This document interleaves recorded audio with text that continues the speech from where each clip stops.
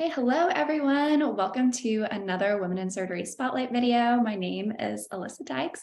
I'm a fourth year medical student at UAB Harrison School of Medicine, and today we're highlighting the field of breast surgery with Dr. Parker. So thank you so much for being here today. Thank you so much for having me. And just to start, can you please tell us a little bit about yourself, such as your title, department, and then where you did your training? Of course. So my name is Catherine Parker. I am an associate professor in the Department of Surgery in the section of breast and endocrine surgery here at UAB. I am also the program director for our breast surgery fellowship and kind of wear a number of hats through quality and patient experience as well.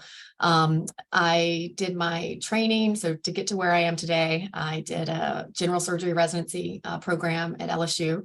That was 5 years and did research during my training. Our program was really not set up to take time out for research like most programs are today. So 5 years straight through, but still did projects during it. So it shows that you can.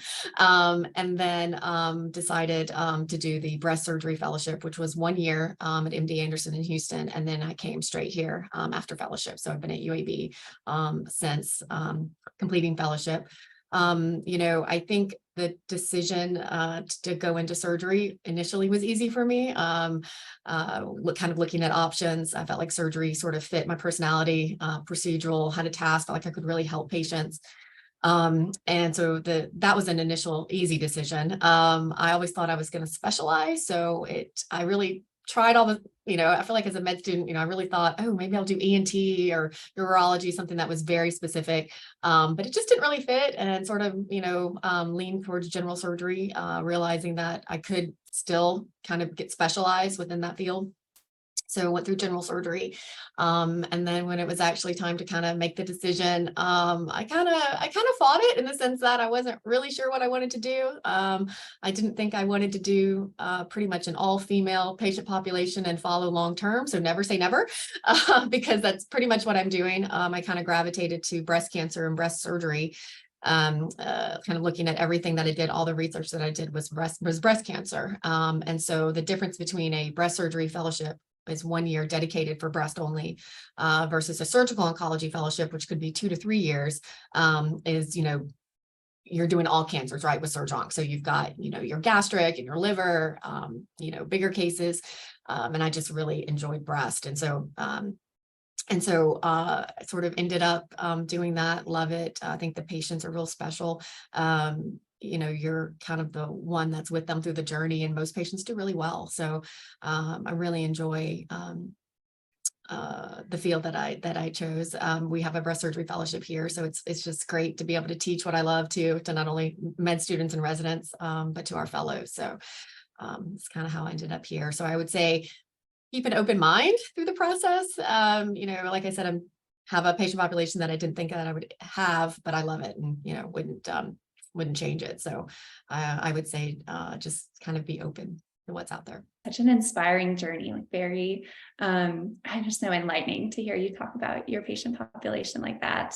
With that being said, and hearing your journey now, how are you able to balance your professional life and your personal life?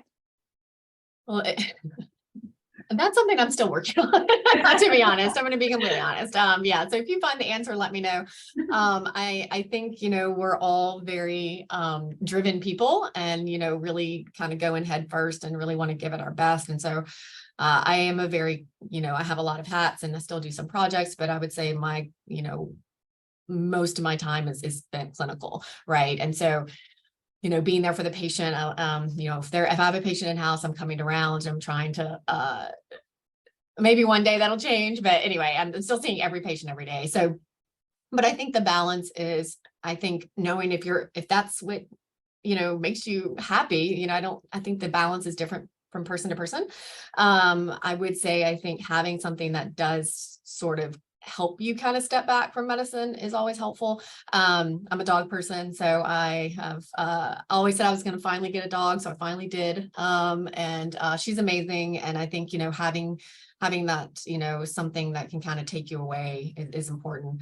Because what we do is stressful and it can be hard, and most of the days are good, but you're going to have some bad days, and so, having friends, family, and, or fur babies, that kind of, get you there and get you out, right? I've got to go, right? Got to go, let her out, got to feed her, got to, leave the hospital. And so, and then, just all the other amazing things that dogs, bring with it, the dog parks, and Birmingham's so dog friendly, you can just take her, to so many places outside. So I think, having that, I think, and also realizing it's okay if your balance is different from somebody else. I think that with everything that's gone on, especially the last couple of years, I think you really kind of find out what works for you, and just knowing to take that time for yourself, right? Because the work, there's always going to be a message, there's always going to be another email. Like there's just always something. You never really get that inbox empty, if that makes sense. And so that's a change. I think learning to accept, well, I'm good for today. So I will get that tomorrow. So, things that can wait. And so I think having that, trying to make it work for you is, but like I said, it's a work in progress, and I have definitely not figured it out. Yeah. Well, you mentioned some really important points, and I love how you talked about having an outlet and how you mentioned that could look so different for each of us. That's really valuable to hear. I guess for some fun questions to diverge, what about just some keeping light in the OR and any go-to OR music? Yeah. So one thing that was really big for me is, I think, the OR is it's a serious place. And,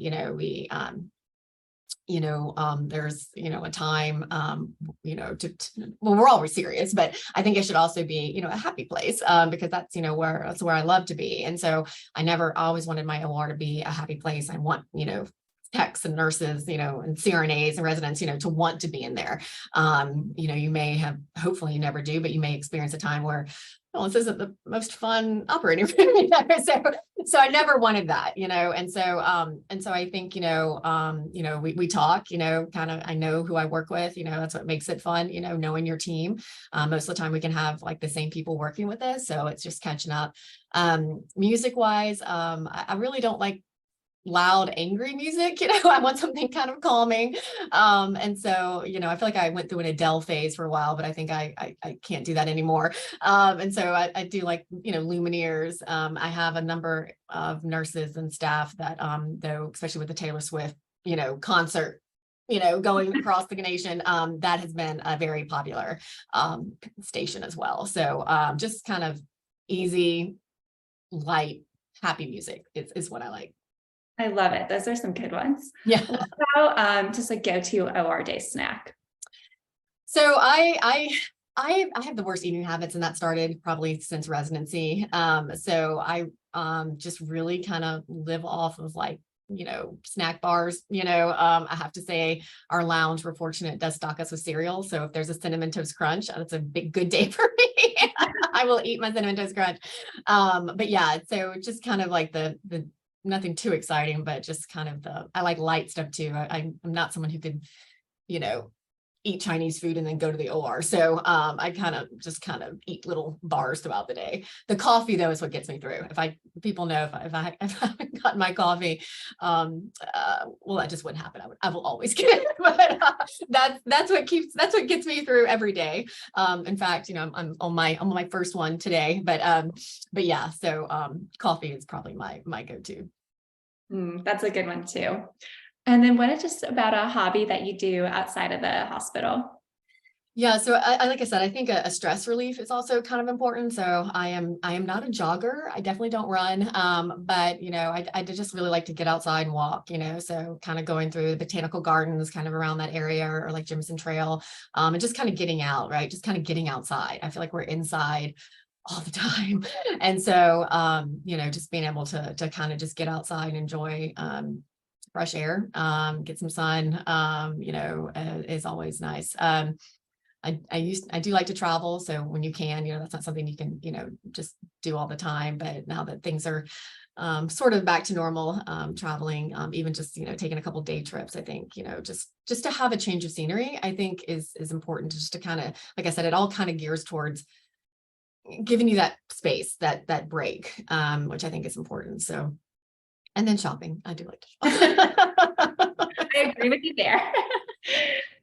But yeah, there's that. Yeah. The botanical gardens are a great idea. I haven't thought about that. That sounds like so relaxing and It lovely. is. It's so pretty, and just to kind of walk around. And then, there's, lots of stuff you can also, if you're get tired of the gardens, there's like a nice kind of like path around with some steep hills around that area. And then, Mountain Brook's right there. You can just kind of walk to some of those shops and just kind of wander around. So yeah, it's pretty. It's really nice. I recommend it. That's a good idea. I'll have to check it out. And then I guess just to wrap us up, our last question is, what advice would you give female medical students when exploring surgical specialties? I think, number one, just have an open mind. Something that you're not sure you or think you wouldn't like, stay open to it, kind of see it or figure out why you don't like it. But I also would stick to stuff that if that this is, I'm looking for a specialty though that has more outpatient, practice, right? Or I'm not interested in having a really big ICU, patient census. But if that's something that you love, there's going to be surgeries and sort of fields that kind of align, with those preferences. The other thing I think is do not get discouraged, right? Everyone I feel like has an opinion. I remember, for me, surgical oncology is definitely, and I respect it, I do. But when you tell people, when I was telling people, oh, I'm going to do breast, you got a lot of, oh, just breast, and so, and that, you're just like, okay, well, you just don't understand it. Okay. Or you just say, yeah, so I think, just kind of take certain things with a grain of salt. That's someone's opinion, but this is your life. And I think that remembering what makes you happy, and it is a job, but this is also like a life choice, right? In a sense, right? This really takes a lot of our life, think about where you are now and probably the stuff you've already also kind of sacrificed to get there. We don't really see it as sacrifice because we're doing what we love, right? Ultimately. But it is hard. And so I think, if you kind of force yourself into something that just doesn't really fit, you're just not going to be happy, and this takes a lot of us out of us to do this job, and to do it well and to be successful, long term. So I would say just being open, keep open, to your options. Don't get discouraged when people say things, you probably remember when people are like, oh gosh, don't go into medicine, right? And so I think just, kind of sticking to what, is you. Obviously you're, everyone who's gotten this far is intelligent, is going to be successful. So it's just making sure that you pick that next step that will fit you, which I think is important. And then just enjoy it. I think exposing yourself to as many different options as possible, and having, maybe also, we talk about mentorship all the time, but those mentors can come in different forms, right? Maybe someone that you don't realize that can help you. And so I would just kind of be open to people who can give good advice, I guess. I appreciate you saying all that. I think it's really important for us to hear what you said and like take all that into consideration as we enter into these different seasons of our life. Because those are really valuable perspectives. So thank you so much for taking the time to share your journey, your advice, your story. This has been so inspiring, really wonderful. Oh, thank you for having me. And I just wish everyone the best of luck. And I'm happy to, help in any way if anyone's interested to talk. Thank you. And again, thank you to everyone who may be watching. We hope you enjoyed this Women in Surgery Spotlight.